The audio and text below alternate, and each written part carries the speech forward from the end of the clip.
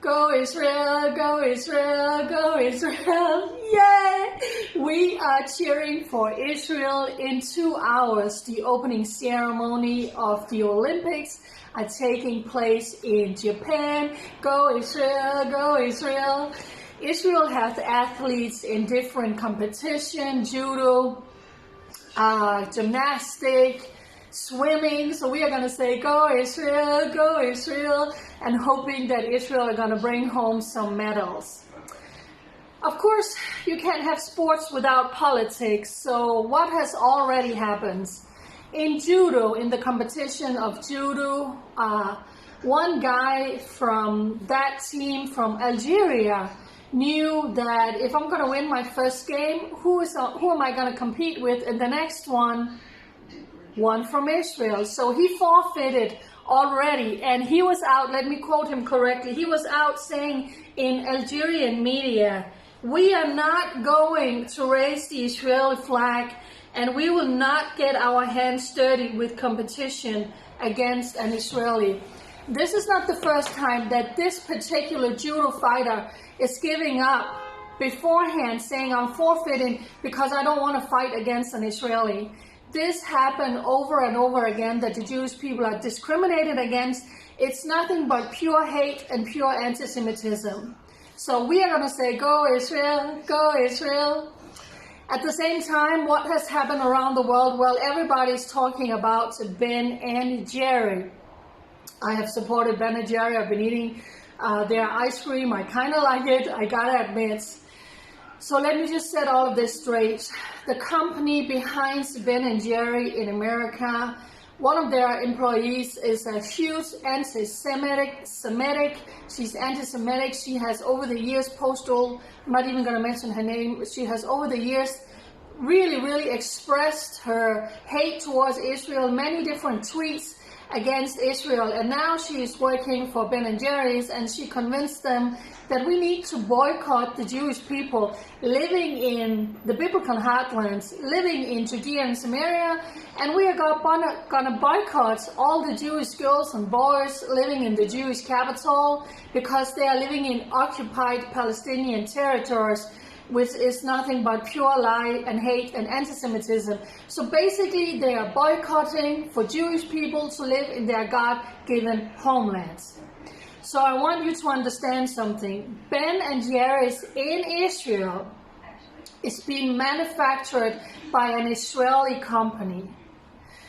They have an agreement with the mother company in America, and they have been pushing and pressuring the Israeli company, saying don't sell your products over the green line.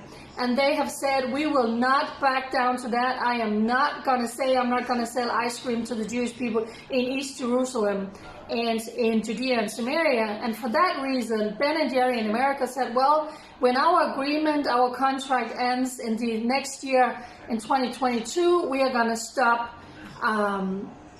So that's where the whole thing started. So everybody around the world, you need to boycott Ben and Jerry's. You need to email them. You need to write to them. You need to sign all the different petitions and saying your blatant hate and discriminations against the Jewish people, we will not take it. If you boycott Israel, we boycott you.